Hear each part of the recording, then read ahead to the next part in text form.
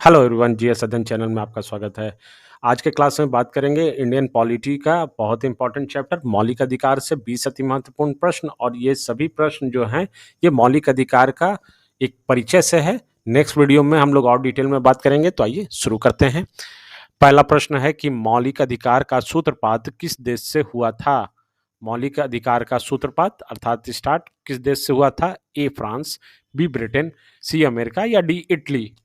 Right answer B Britain से हुआ था। कब हुआ था? 1215 ईस्वी में। ब्रिटेन की जनता ने अपनी स्वतंत्रता की मांग को लेकर सम्राट जॉन को अपने मैग्ना कार्टा पे हस्ताक्षर करने के लिए बाध्य कर दिया था। किसे? सम्राट जॉन को 1215 ईस्वी में। So B is the correct answer. Next question, सर्वप्रथम किस देश ने मौलिक अधिकारों को संविधान में शामिल किया था? किस देश ने सर्वप्रथम मौलिक अधिकारों को संविधान में शामिल किया था? A France, B Britain, C America या D Italy. Right answer C America ने सर्वप्रथम शामिल किया था 1791 ईस्वी में संविधान संशोधन के द्वारा बिल ऑफ राइट्स में। बिल ऑफ राइट्स कहा गया। तो सर्वप्रथम किसने मौलिक अधिकारों को संविधान में शामिल किया था? अमेरिका ने।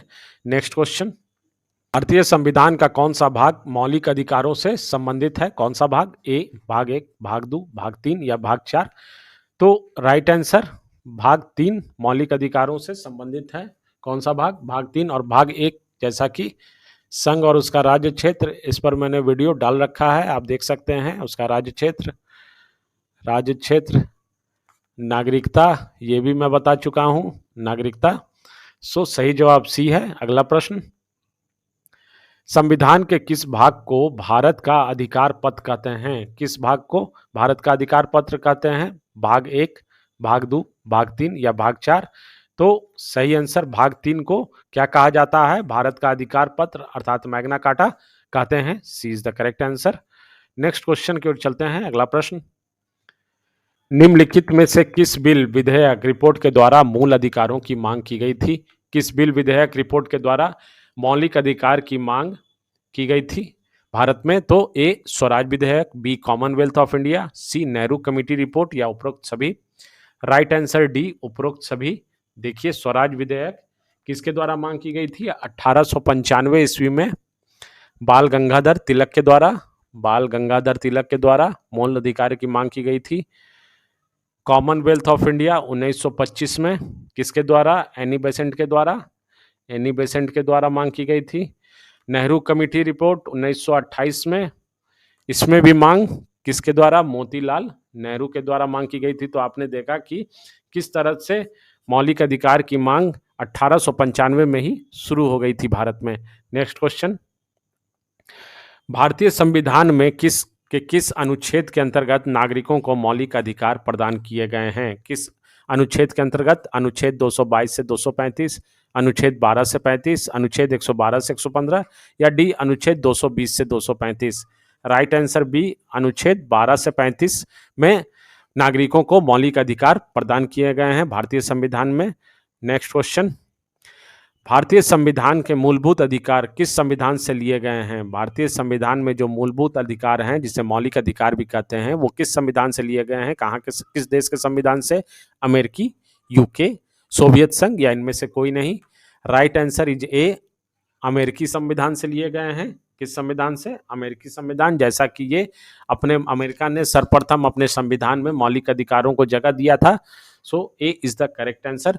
नेक्स्ट क्वेश्चन, भारतीय संविधान में कितने मौलिक अधिकार उल्लेखित हैं? भारतीय संविधान में कितने मौलिक अधिकार उल्लेखित हैं? 5, 6, 7 या 8। करेक्ट आंसर है बी 6 मौलिक अधिकार उल्लेखित हैं, जिसके बारे में डिटेल में नेक्स्ट वीडियो में बात करूंगा। नेक्स्ट क्वेश्चन, अगला प्रश्न, प्रारंभ में कितने मौलिक अधिकार दिए गए थे? प्रारंभ में कहने का अर्थ यह है कि भारतीय संविधान जब स्वीकृत हुआ था, भारतीय संविधान को जब स्वीकृत किया गया था 26 नवंबर 1949 में और लागू किया गया था 26 जनवरी 1950 में, उस समय मौलिक अधिकार कितने थे? तो उस समय मौलिक अधिकार थे 6, 7, 4 या 5। तो सही आंसर बी मौलिक अधिकार। प्रारंभ में बी 7 मौलिक अधिकार थे भारतीय संविधान में। नेक्स्ट क्वेश्चन की ओर चलते हैं। किस मौलिक अधिकार को 44वें संविधान संशोधन 1978 के द्वारा हटा दिया गया है? किस मौलिक अधिकार को, ध्यान दीजिए, 44वें संविधान संशोधन 1978 के द्वारा हटा दिया गया है। अभी मैंने प्रश्न, ऊपर वाले प्रश्न में आपको बताया कि वर्तमान में कितने मौलिक अधिकार हैं? 6, परंतु प्रारंभ में कितने अधिकार थे? 7।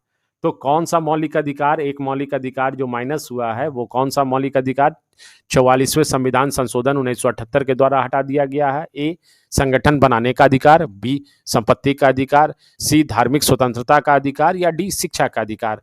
राइट आंसर है बी, संपत्ति के अधिकार को हटा दिया गया है। Next question. अगर आपको वीडियो पसंद पड़ रहा होगा तो लाइक, शेयर और सब्सक्राइब जरूर करें। नेक्स्ट क्वेश्चन है कि संविधान सभा के किस समिति का संबंध मौलिक अधिकार से था? किस समिति का? जब संविधान सभा गठित हुआ और उसमें बहुत सारे समितियां थी, तो किस समिति का संबंध मौलिक अधिकार से था? ए, प्रारूप समिति, बी, परामर्श समिति, सी, झंडा समिति, या डी, संचालन समिति। तो बी सही आंसर है, परामर्श समिति, जिसके अध्यक्ष कौन थे? अध्यक्ष थे सरदार वल्लभ भाई पटेल। वल्लभ भाई पटेल जिसके अध्यक्ष थे। उनके द्वारा क्या किया गया था कि उनके द्वारा कुछ गठित की गई थी और भी उपसमितियां। 27 फरवरी याद रखेंगे 1947 में कुछ उपसमितियां गठित की गई थी, 5 उपसमितियां, जिसमें एक उपसमिति जो थी वो क्या करती थी? वो एक उपसमिति मौलिक अधिकार की उपसमिति भी थी। इसी 5 उपसमितियां में मौलिक अधिकार के लिए एक उपसमिति गठित की गई थी। So B is the correct answer. Next question. संविधान के अनुच्छेद 12 में दी गई राज्य पद की परिभाषा निम्नलिखित के संदर्भ में सुसंगत है।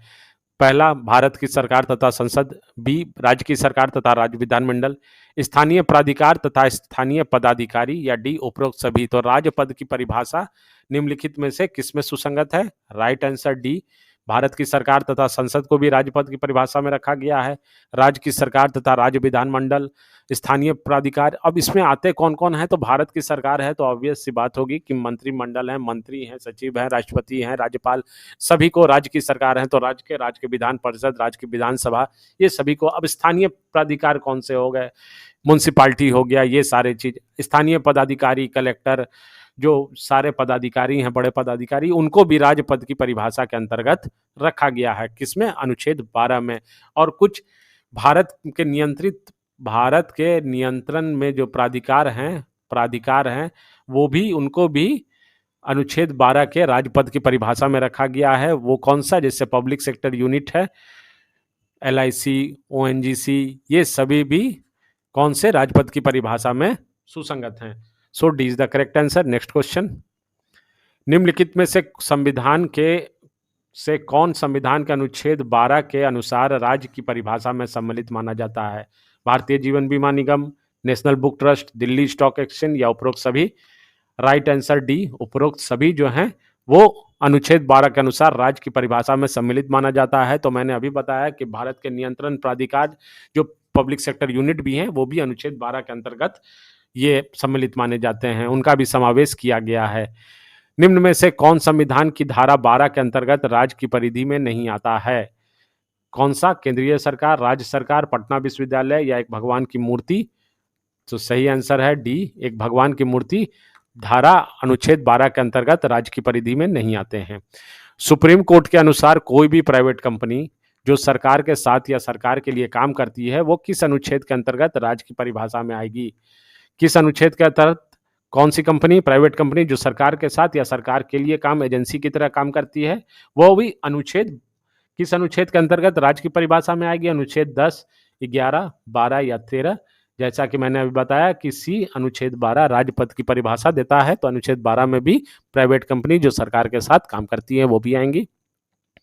अगला प्रश्न है कि भारतीय संविधान के 13वें अनुच्छेद, कौन सा अनुच्छेद? अनुच्छेद 13 के मुख्य उद्देश्य निम्न में से किसके संबंध में? संविधान की सर्वोच्चता सुनिश्चित करता है, राज्य के नीति निर्देशक तत्व, मौलिक कर्तव्य, मौलिक अधिकार, या डी, उपरोक्त सभी। राइट आंसर है सी, मौलिक अधिकार को अनुच्छेद 13 के तहत संविधान में सर्वोच्चता सुनिश्चित करता है। अगला प्रश्न की ओर चलते हैं। भारत के संविधान का कौन सा अनुच्छेद विधायी कार्यों के न्यायिक पुनर्विलोकन की शक्ति प्रदान करता है? कौन सा अनुच्छेद विधायी कार्यों के न्यायिक पुनर्विलोकन की शक्ति प्रदान करता है? अनुच्छेद 13, अनुच्छेद 17, अनुच्छेद 18 या अनुच्छेद 245?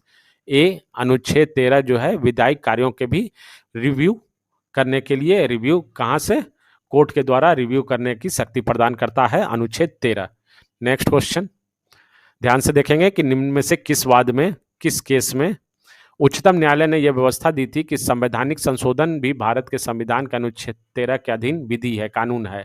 कौन? संवैधानिक संशोधन जो होता है वो भी भारत के संविधान के अनुच्छेद 13 के अधीन है, जिन्हें मूल अधिकारों से असंगत होने पर शून्य घोषित किया जा सकता है।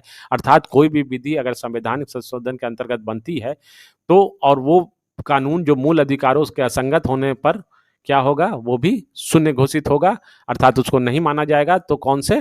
केशवानंद भारती केस है, गोलकनाथ केस में, मिनर्वा मिल्स वाद में ये ऑर्डर आया है, आदेश आया, या मेनका गांधी वाद? राइट आंसर है केशवानंद भारती वाद। ये किसके वर्सेस था? वर्सेस केरल सरकार था, जिसमें उच्चतम न्यायालय ने ये आदेश दिया था। क्लियर है? नेक्स्ट क्वेश्चन, भारतीय संविधान में समानता का अधिकार 5 अनुच्छेदों द्वारा प्रदान किया गया है, वह कौन कौन से? अनुच्छेद 16 से 20, अनुच्छेद 15 से 19, अनुच्छेद 14 से 18 या अनुच्छेद 13 से 17? राइट आंसर सी, अनुच्छेद 14 से 18।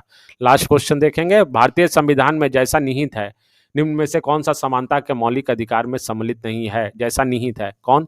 कानून के समक्ष समानता, सामाजिक समानता, अवसर की समानता, या डी आर्थिक समानता? तो ये सभी समानता के मौलिक अधिकार में कौन सा सम्मिलित नहीं है? डी आर्थिक समानता, ये समानता के अधिकार के अंतर्गत नहीं सम्मिलित है। So D is the correct answer. अगर आपको वीडियो पसंद पड़ा होगा, क्लास अच्छा लगा हो, तो आप लाइक, शेयर और सब्सक्राइब जरूर करें। धन्यवाद। सब्सक्राइब करें। नेक्स्ट वीडियो में और भी डिटेल में हम लोग अगला अनुच्छेद से बात करेंगे। समानता का अधिकार, जो 6 अधिकार हैं, मौलिक अधिकार हैं, उनसे बात करेंगे। धन्यवाद। थैंक्स।